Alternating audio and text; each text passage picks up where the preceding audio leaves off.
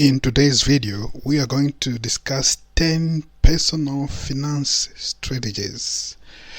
These are tips that can help you succeed in life.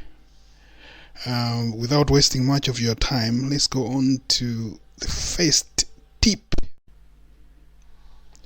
Number 1, create a budget to maintain and manage your finances properly. If there's one thing that I wish I had learned when I started work, was creation of a budget.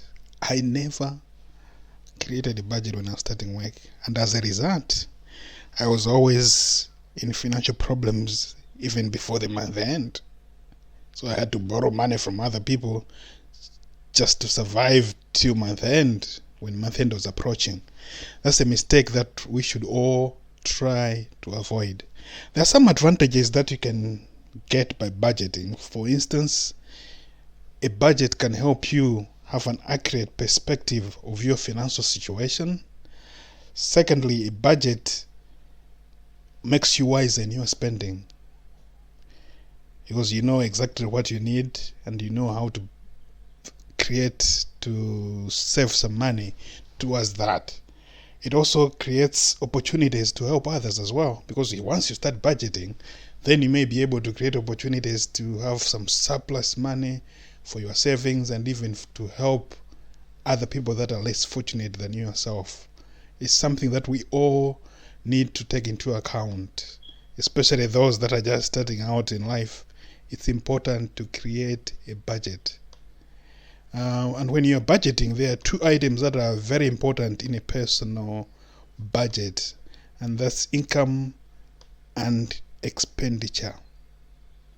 There are several methods that you can use in your budgeting.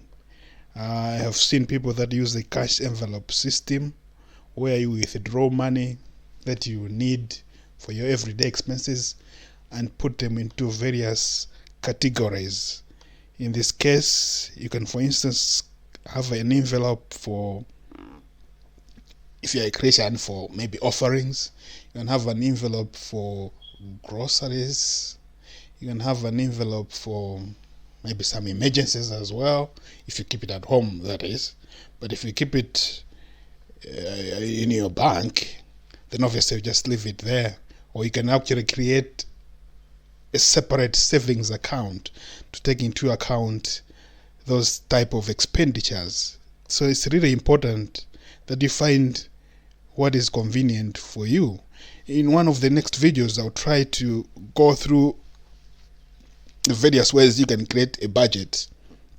For instance, a budget, before you budgeting, you need to ask yourself questions like, do I really need that product?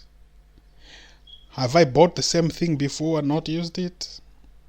Is this an impulse purchase rather than a planned one? Do I have enough money and space for it? Would it cause a buyer's regret later? Am I being a good steward of my resources? A steward, in this case, I'm talking of a manager. We are all managers of the resources that God has provided in this world. And we therefore have to find better ways of managing the funds that are available for us. It's not as if because I have money then I can spend anything that I want. You need to look at your priorities too. And another thing is make sure that the budget can also help you to stay out of debt as well. Because once you start managing your money properly and you're managing within your means, it will help you as much as possible to avoid any debt. And that's a good thing, because personally I think people should try as much as possible to avoid debt at all costs. Number 2, create an emergency fund. One of the things that the COVID pandemic has revealed is the fact that most people in the Western world do not have funds set aside for emergencies. There were people who all of a sudden lost their jobs, and for the first time in their lives, they had to use the food bank to survive. Within a month, That's all because the majority of the people, more than 50% actually, according to some surveys, have never ever had more than $500 that they can use in an emergency. And that's too low an amount. It's not even enough for rent in most areas. So it's important that we create an emergency fund somewhere. I would advise us, as I've said before, that if you want to do that, you can create a separate savings account where you put money set aside for these emergencies. There are so many emergencies that happen in life. It can be sickness, or it can be, for instance, if you're an immigrant, something happens back home, you need money for an air ticket. You can use a credit card, but that's not a wise way of using your finances. It's better if you had set aside some money somewhere, you'd use it for that. And there's so many things that we spend money on that are not very important, that we can, if you're struggling to save money for your emergency, you can cut down some of those things. For instance, you can say, okay, from now onwards, because I can watch movies on my own on TV, I'll forgo going to cinemas as well. And you spend money on that, and the money that you save from not going for movies, you can put it aside in that emergency account. So it's very important that we all maintain an emergency fund. Number 2, create an emergency fund. One of the things that the COVID pandemic has revealed is the fact that most people in the Western world do not have funds set aside. Number 3, spoil yourself once in a while. While it's important that you manage your finances properly, it doesn't necessarily follow that because you are managing your finances properly, then you shouldn't enjoy your life. The whole purpose of managing your finances properly is to make sure that you have some surplus income that you can use to enjoy yourself. Life is short. You need to find a way to enjoy yourself. So the goal here is not to deprive yourself of good things in life, but the goal here is to manage your finances so well that you have enough money to do other things that you like in life. Go on a special holiday to one of the most exotic places in the earth. That's all that there is to life. We need to enjoy life. Number 3, spoil yourself once in a while. While it's important that you manage your finances properly, it doesn't necessarily follow that because you are managing your finances properly, then you shouldn't enjoy your life. Number 4, clear your credit card debts before the due date. I know there are some people who think that it's not good for anyone to keep a credit card. And I think that might be true for most of us. I think most of us would be better off without having a credit card. But there are some benefits that you can get from using a credit card. But I would encourage anyone who wants to have a credit card that if you want to do that, you need to make sure that you clear your debts before their due date. You should get a credit card not because you want the money in it, but just to take advantage of some of the advantages of using a credit card. I've heard of people who are able to get enough credits to be able to afford a holiday sometimes. So if you want to get a credit card, just make sure that you don't keep that amount for too long. The rates for a credit card are too high. It's not the best way of getting some loan or credit. It's a bad way. So you have to make sure that before month end or before the due date on that credit card, you clear everything so they don't have to pay any interest whatsoever on that. So make sure that if you want to have a credit card, pay it before time. If you can't do that, then I would advise you to clearly avoid it. Just pay off all your credit card debts and never ever use it. But if you want to use it before the due date. If you want to borrow money, go to your bank, ask for a loan. It's cheaper that way other than using a credit card. It's not a good way of borrowing money. Number 4, clear your credit card debts before the due date. I know there are some people who think that it's not good for anyone to keep a credit card, and I think that might be true for most of us. I think most of us would be better off without having a credit card, but there are some benefits that you can get from using a credit card. But I would encourage anyone who wants to have a credit card that if you want to do that, you need to make sure that you clear your debts before their due date. You should get a credit card not because you want the money in it, but just to take advantage of some of the advantages of using a credit card. I've heard of people who are able to get enough credits to be able to afford a holiday sometimes. So if you want to get a credit card, just make. Number 5, limit your debts and avoid all unnecessary debts. I've heard, of course, as I've already said, of people who say you should avoid debt at all costs.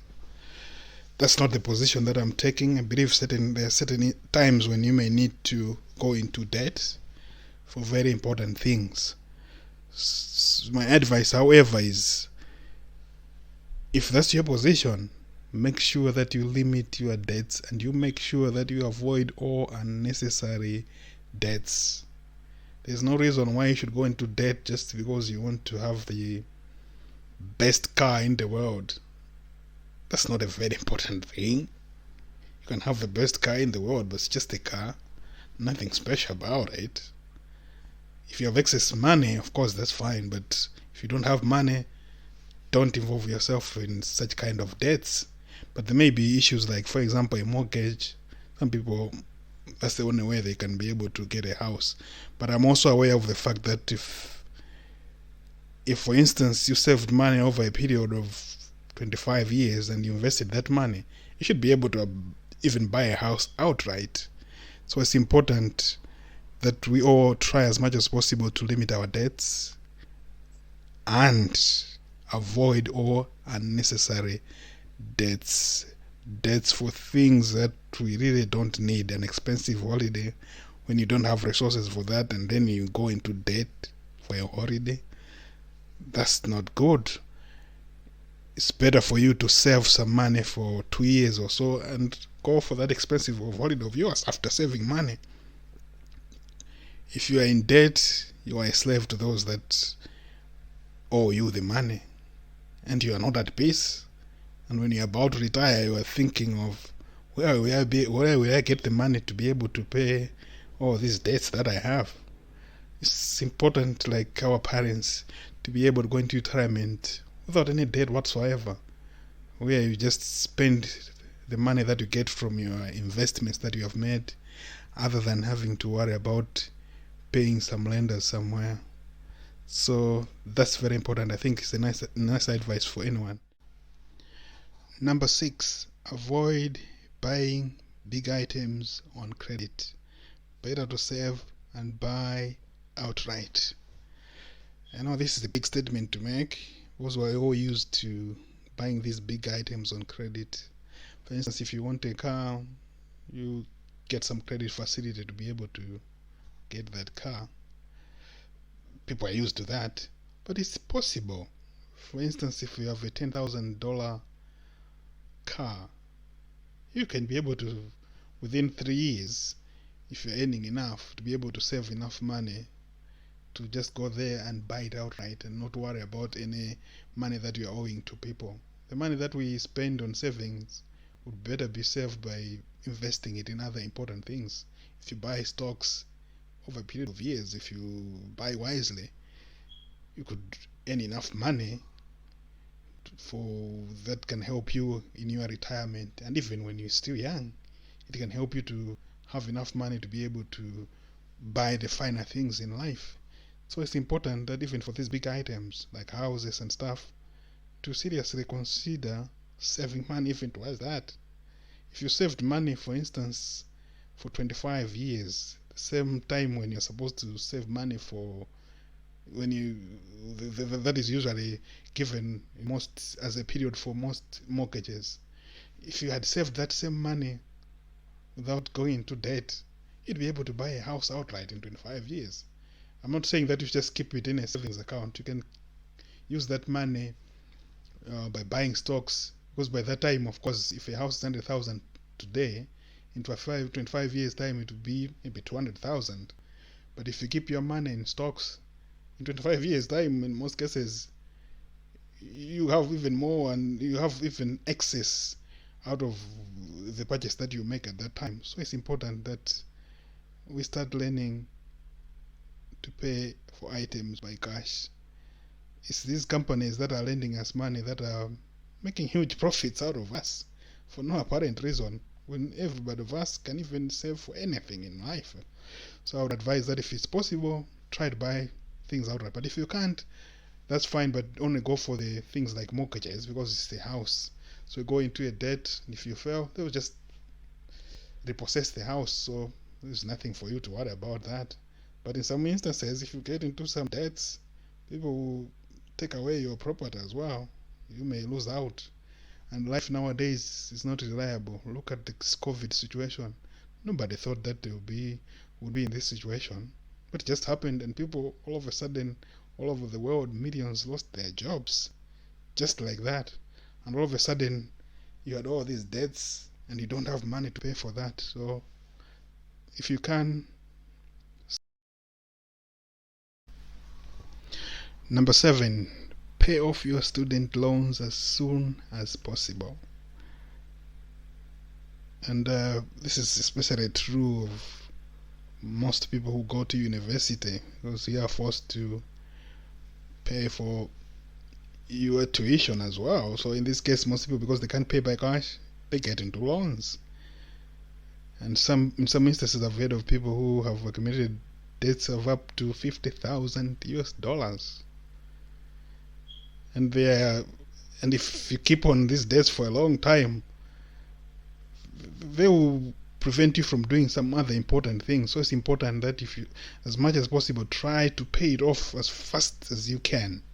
When you start working, pay the maximum that you can be able to pay, so that you deal with this one, get it out of the way, and be free. There's no freedom for those that are in debt. So if you want to get your freedom back, sort out all these loans, pay them off, and be at peace, and start saving for other important things.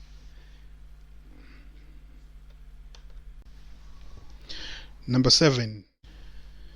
Number 8, invest in preparation for your retirement. You know, when you're starting work, sometimes when you are young, in your 20s, it's very rare for people to start thinking that maybe in 20, in 30, 50, 40 years time, they will retire. And they just spend their money, everything. They spend everything that they get on a monthly basis, completely leave out nothing. Sometimes it's important to think of the future too. Start thinking of your retirement. And one way you can do that is start investing. The excess money that you have, put it in stocks, buy some stocks. I've heard of people, and if you're lucky, for instance, I've heard of people that invested in the Amazon stock in the 1990s. Those that invested just $1,000 are now millionaires. But of course, that is one off. For most people, it's usually at the end of the period, their stocks, I think the value maybe goes up by 5% or so for most investments. But it's still higher than the interest that you can get from a savings account. So in preparation for your retirement, make sure that you start investing. You'll be surprised at the value of money that you have at the end of that period. So that's the advice I can give to anyone. Don't think that because you are young, then no need to do that. It's important. Invest, please. Number 9, never mess up your credit score. If you're interested in, for example, getting a mortgage in future, this is very critical. Otherwise, the lenders will make sure that they punish you with high interest rates because of your poor credit score. So make sure that you improve on your credit, and make sure that you observe. If you get a loan, you pay it in time. If you have a credit card, you pay it as fast as you can. In my case, of course, I've always advocated the fact that if you have a credit card, never go over the interest-free period. Make sure that before month end you clear everything, or at month end clear everything, so that you don't have to be labored by all these high interest rates that apply to credit cards. So make sure that your credit score is fine all the time, so that when the time comes and you're going to get a mortgage, you'll be in good books with the lenders. If you mess it up, it's difficult to repair it. You can, but it's difficult, really hard. Number 9, never mess up your credit score. If you're interested in, for example, getting a mortgage in future, this is very critical. Otherwise, the lenders will make sure that they punish you with high interest rates because of your poor credit score. So make sure that you improve on your credit, and make sure that you observe. If you get a loan, you pay it in time. If you have a credit card, you pay it as fast as you can. In my case, of course, I've always advocated the fact that if you have a credit card, never go over the interest-free period.